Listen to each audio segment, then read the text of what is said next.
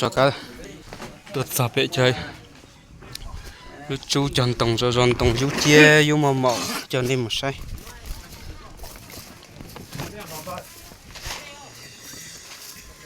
cái thật thầu yêu tổng yêu mà mỏ à chứ tao xe cho mỏ gì kinh lo nhớ tôi tung cho nó ha chắc có chỉ muốn nó cho xin thôi. Có thể muốn là phải tông. Để thấy có toa rồi. Ô chỉ tôi nhắc chỉ là chỉ tôi đấy sủa.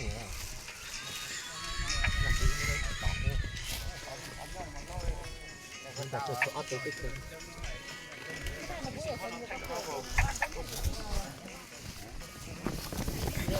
Con chỉ mình 4 năm mai đi. Ê, cho gì mà nó đấy rồi.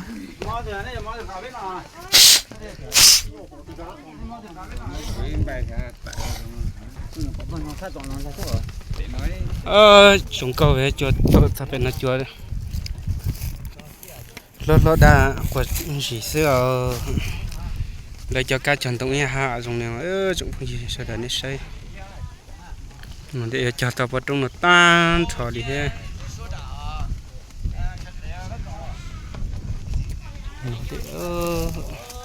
lên từ ở tí to quay YouTube chỉ lấy từ sát tôi về trong hải lục xia như mua đủ luôn nhưng nói chúng phải dùng để xây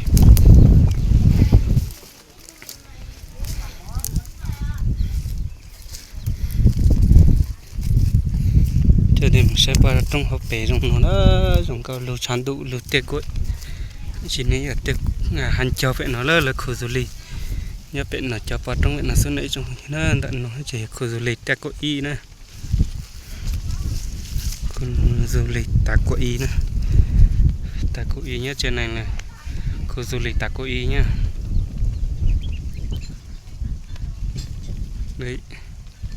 đây đi bê sang khu du lịch là nó rất gần nha, không mất khoảng độ 1 tiếng nữa là đi đến rồi. Này, bên phía bên này bên một con chảy nhá.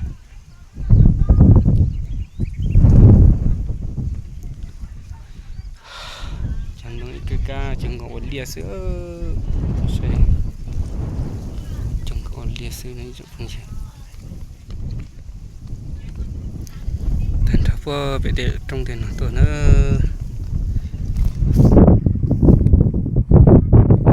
là một lá cờ chi lia thế nữa này xem chú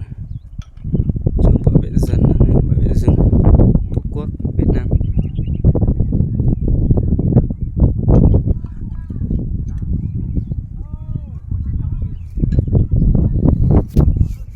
nên sẽ sang đạn thường nó sẽ dùng chảo thế nữa họ đến đã út tuổi dùng cái gì sợ đó nữa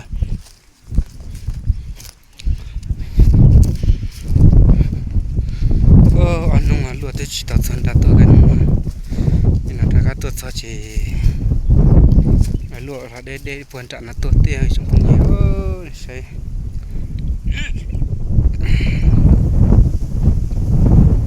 buồn trạng nó thế hả thôi tôi phải sẽ